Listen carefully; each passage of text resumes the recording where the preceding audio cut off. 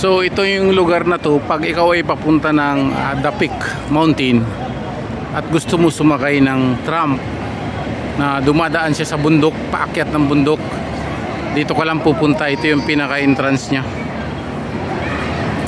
Ayan, napakahaba ng pila pupunta dun sa train.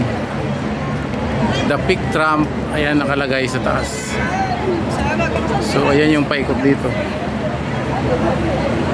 Yung train kasi na yan, sa bundok siya dumadaan, via cable ng parang sky cable siya, kaso train ang dumadaan, hindi kagaya ng sky cable na nakabitin.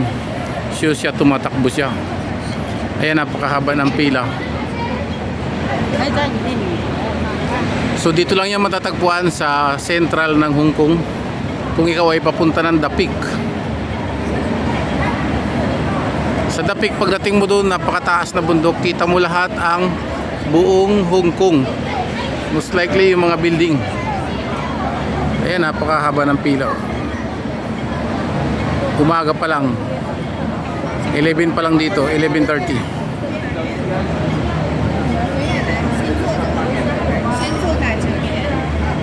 Grabe na yung tao. Karamihan sa kanila mga dayuhan dito nagtutur.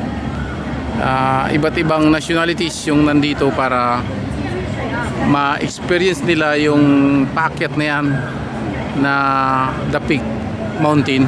Ang sakayan nga yung tram na yan.